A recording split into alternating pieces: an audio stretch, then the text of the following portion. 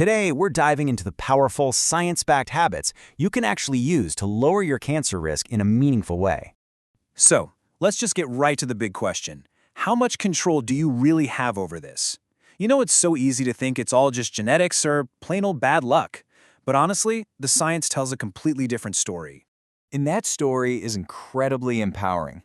The research suggests that a huge chunk of your cancer risk, we're talking up to 90% in some cases, like with cancers tied to smoking, is something you can actually influence through your lifestyle. That is a massive amount of personal control. Okay, so what are those choices? In this explainer, we're going to break down the habits that have the most impact, pulling straight from the evidence to see what really, truly moves the needle. First up, let's talk about the foundational pillars. Think of these as the core habits for building a super resilient body, right from the ground up. All right, number one, and this is a biggie, maintaining a healthy body weight. Now look, BMI isn't perfect for everyone, but that 18.5 to 24.9 range is a really solid target, and the connection here is just staggering. Obesity is linked to 13 different cancers. For some, like endometrial cancer, it's tied to more than half of all cases. It's because excess body fat isn't just sitting there. It can create chronic inflammation and pump out hormones that can actually fuel cancer growth. And of course, one of the absolute best ways to manage weight is exercise. The goal to shoot for is about 150 minutes of vigorous activity a week. That's stuff like running or HIIT. Or, if you prefer, 300 minutes of moderate activity, like going for a brisk walk. The real key here isn't killing yourself at the gym once a month. It's all about consistency. Now let's switch to diet. And specifically, let's talk about fiber. This number is just wow. A diet that's rich in fiber could slash your risk of colon cancer by up to 60%. That is a huge preventative effect from a pretty simple change. It works by keeping your gut healthy and basically speeding potential carcinogens out of your system. So what does a healthy, cancer-fighting diet actually look like? Well, it's less about a specific named diet and more about a general pattern. The evidence all points in one direction. Focus on whole foods. We're talking fruits, veggies, whole grains, nuts, and lean proteins. And at the same time, you really want to limit the processed meats, the ultra-processed junk food, and all those refined sugars. Okay, so we've covered the good habits to build. Now let's flip the script and dive into the key risks you want to actively reduce, or even better, just get rid of completely. Avoiding tobacco is without a doubt the single most impactful thing you can do. But what if you're a smoker, or used to be? This is where it gets amazing. Look at how resilient the body is. After just 10 to 15 years without smoking, your lung cancer risk gets cut in half.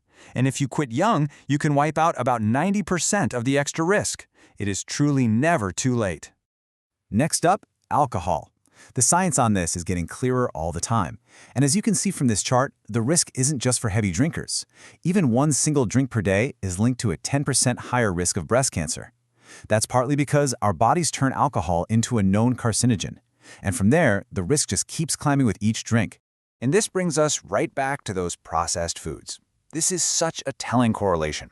As our diets have shifted more and more towards ultra-processed stuff since the 1930s, the rates of colorectal cancer have risen right alongside it. It's a pretty stark visual, linking our modern way of eating to a modern disease. So we've talked about what you put in your body, but now we need to think about what your body is exposed to.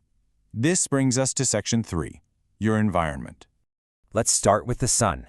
UV radiation is the #1 cause of skin cancer. But the good news is, we have a super simple, super powerful tool.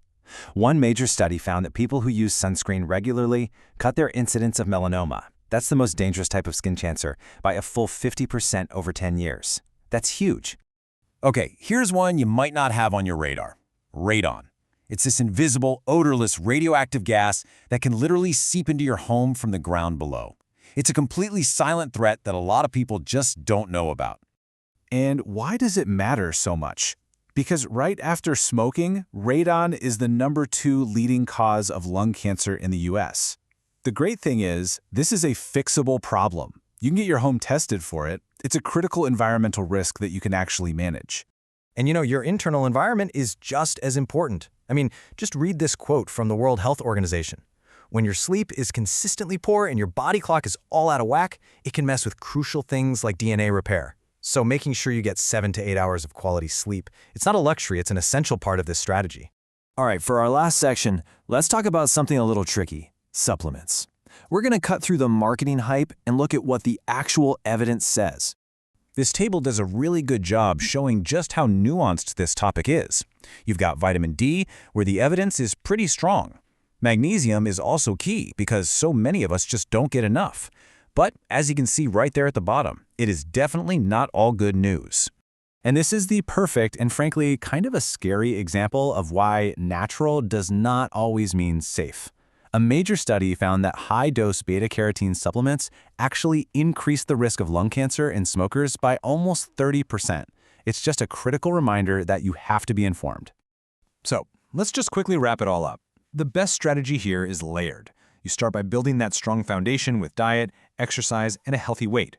Then, you actively work to reduce those big-ticket risks. After that, you manage your environment, and you approach supplements smartly and with your eyes wide open. We've covered a lot of ground here, from what's on your plate to how much you sleep. The science is crystal clear that these small, consistent changes really do add up to a huge reduction in risk. So the only question left is, looking at all of this, what's the one change you're going to make first?